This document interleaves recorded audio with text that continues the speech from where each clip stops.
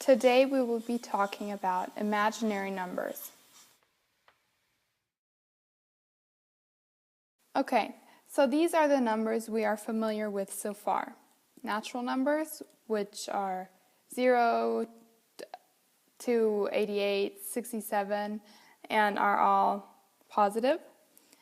Integers, which can be positive and negative, such as -4, -76, but also 300.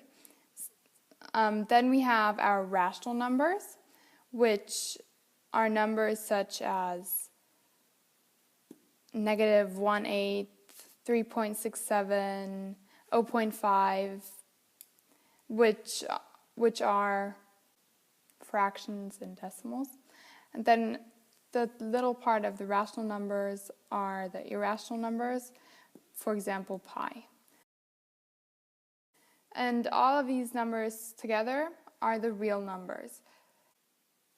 There are also non-real numbers, and they're called imaginary numbers. But what are imaginary numbers? They are numbers that were invented. Doesn't that sound crazy? Yes. Well, they were invented to take the roots of negative numbers. So this is how we would solve x squared is equal to 16, right? We would take the root of 16, which is 4. However, how do we solve something that looks like this? X squared is equal to -16. Well, you can, right? It looks crazy. This is why imaginary numbers were invented, to take the square root of negative numbers.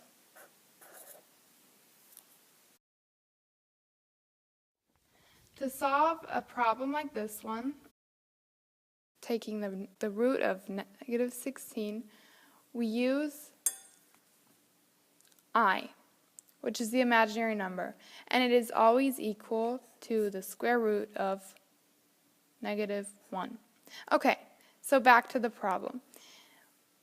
We take what we already know,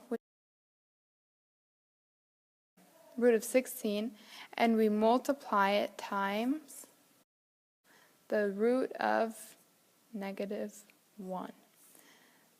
Okay, the square root of 16 is equal to 4. We know that. And we know that the root of -1 is equal to I. So 4 times I equals 4I.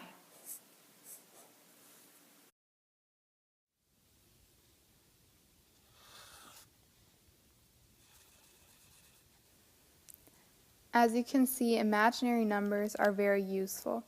Without them, we could not solve the unsolvable.